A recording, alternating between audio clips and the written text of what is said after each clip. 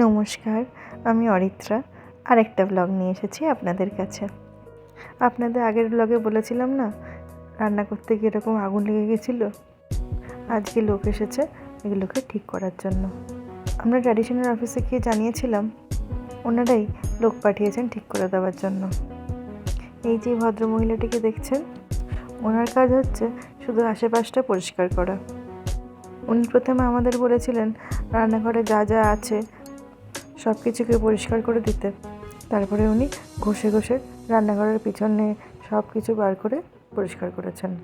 ওই যে ক্যাবিনেটটা একটু এফেক্টেড হয়েছিল, ওই ক্যাবিনেটের রঙটা ঘষে ঘষে তুলে দিয়েছে। আমাদের দেশে কি হয়, রঙের লোক বা যারা আসে তারাই মোটামুটি একটা আইডিয়া দিতে পারে যে কত টাকা খরচা হবে, কিন্তু এখানে সেরকম কোনো ব্যাপার নেই। আগে এরা কাজ করে দিয়ে চলে যাবে, ছবি টবি সব তুলবে, ট্র্যাডিশনাল অফিসে গিয়ে জানাবে, তারপরে ওরা একটা আমাদের মেল করে বিল পাঠাবে। তখনই আমরা জানতে পারবো কত টাকা খরচা হবে। যদিও আমাদের হাউস ইন্স্যুরেন্স আছে আর প্রত্যেক মাসে মাসে তার জন্য প্রিমিয়াম কাটে, তাও হয়তো কিছুটা টাকা আমাদেরকে বেয়ার করতে হতে পারে। ম্যাক্সিমাম টাকাটাই ইন্স্যুরেন্স কোম্পানি দিয়ে দেবে। এই দেখুন, রং তুলে রং করে দিয়েছে। আসল কথা, যখন এই রংটা করা হয়েছে তখন আমি বাড়ি ছিলাম না, তাই জন্য ব্লগের জন্য ভালো করে ভিডিও করা হয়নি। সিদ্ধার্থকে বলেছিলাম ভিডিও করতে, আপনাদের দেখাবো বলে, ও সব কিছু সামলে ওদের সাথে কথা বলে যেটুকুনি সম্ভব করেছে। কালার কোডটা সেম, কিন্তু দেখুন একটু হালকা ডিফারেন্স রয়েছে আগেরটার থেকে এখনকারটার। আগেরকারটার তো অনেকটা দিন ইউজ হয়েছে, তাই জন্য একটুখানি রঙটা ইয়েলোইশ হয়ে গেছে। কদিন পরে এতটা চোখে লাগবে না হয়তো আর।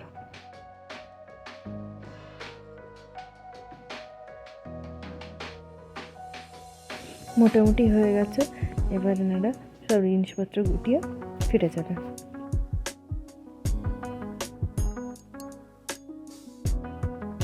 সব কিছু শেষ হয়ে যাওয়ার পরে কীরকম লাগছে আপনাদের দেখাই।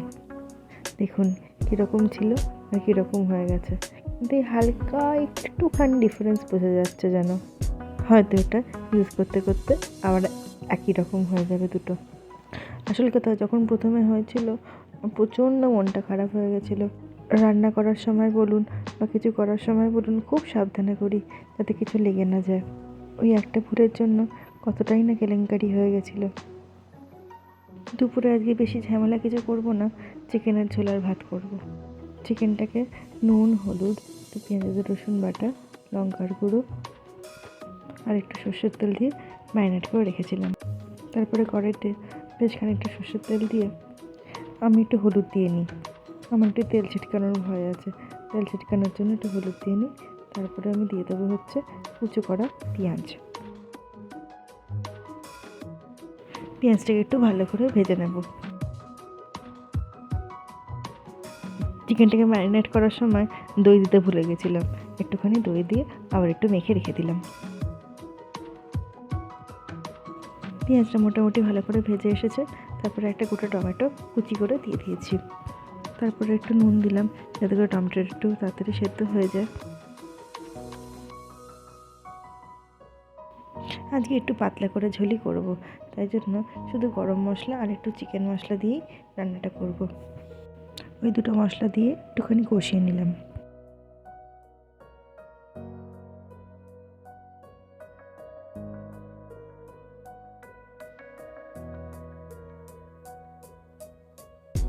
তেলটা ছেড়ে আসলে এবারে ম্যারিনেটেড করা চিকেনটা দিয়ে দিলাম, দিয়ে বেশ খানিকক্ষণ কষিয়ে নিয়ে দিয়ে দেবো হচ্ছে প্রেশার কুকারে।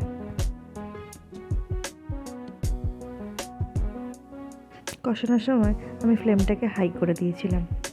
আমাদের এখানে একটু প্রবলেম জানেন রান্না করতে, ট্র্যাডিশন যেহেতু অনেকটা পুরনো, তাই ইন্ডাকশন বেসের ওভেন নেই, এগুলো সব কয়েলের প্রবলেম হচ্ছে, গরম হতে অনেক সময় লাগবে, বা গরম থেকে একটুখানি কমালে সঙ্গে সঙ্গে কমবে না, অনেকটা সময় নিয়ে আস্তে আস্তে কমবে। তাই অনেক সময় রান্না করতে প্রবলেম হয়ে যায়, আর সেই কারণেই সেদিনকে ওই আগুনটা লেগে গেছিলো। তাই জন্য আজকে যখন কষাচ্ছিলাম খুব ভয় লাগছিলো আবার না ধরে যায় আগুন। হয়ে গেছে, এবার প্রেসার কুকারে বসিয়ে দিলাম। এই হচ্ছে আমার মাংসের ঝোল। আমাদের ট্র্যাডিশনের ভেতরেই টেনিস কোর্ট রয়েছে। আমাদের দুজনেরই শখ হচ্ছে এই টেনিস খেলবার। অ্যামাজন থেকে আমরা ব্যাটও অর্ডার দিয়েছি আর টেনিস খেলবার জামাও অর্ডার দিয়েছি। যদিও দুজনে কিছুই পারি না টেনিসের, তাও এসে প্র্যাকটিস করব। ডে লাইট সেভিং শুরু হওয়াতে দিনটা যে এত বড় হয়ে গেছে কি বলবো। রাত 8:30টাতেও আলো। এই জন্য এই বিকেলবেলাটা অনেকটা সময় থাকে বলে অনেক কিছু করা যায়। কিন্তু তার উল্টো দিকে আরেকটা প্রবলেম, কখন যে দুম করে রাত হয়ে যাবে বোঝা যায় না। আজকে আমরা দুজনে কাজ মিটিয়ে বিকেলবেলাতে একটু হাঁটতে বেরিয়েছি। আসলে এখন বিকেল না, এখন অলরেডি বেজে গেছে সন্ধ্যা 7:30। খানিকক্ষণ পরেই 8টা বাজবে, তারপরে 9টা মানে তো বেশ অনেকটাই রাত্রি। এই দেখুন ট্র্যাডিশনের ভিতরে এই সুন্দর পার্কটা রয়েছে, পার্কে সব বাচ্চাগুলো খেলা করছে। বিকেলবেলাটা বেরোলে এগুলো সব দেখা যায়, খুব ভালো লাগে। এই পার্কের পাশে এখানে বসার জায়গা ছিল, আমরা দুজনে মিলে একটু বসলাম আর ফোনে আমরা বাংলা গান চালিয়েছিলাম। এগুলো শুনতে শুনতে বাচ্চাদের খেলাগুলো দেখছিলাম। আমি আগের ব্লগেও আপনাদের সুইমিং পুলটা দেখিয়েছিলাম। এখন সুইমিং পুলটা বন্ধ আছে। এই তো সবে সবে শীতকাল গেল, লোকজন আসছিল না, তাই হয়তো সুইমিং পুলটা পরিষ্কার করা হয়নি। দেখুন কত নোংরা জমে আছে পুলে। আমাদের এই ট্র্যাডিশনে এত সুন্দর একটা পুলের জায়গা আছে। আমার খুব শখ বন্ধুরা মিলে একদিন বিকেলবেলাতে বারবিকিউ করতে করতে পার্টি করার। আমার এই ভিডিওটা ভালো লাগলে জানাবেন আর সাবস্ক্রাইব করবেন কিন্তু আমার চ্যানেলটা। ভালো থাকবেন, ভালো রাখবেন। আবার দেখা হবে অন্য আরেকটা ব্লগে।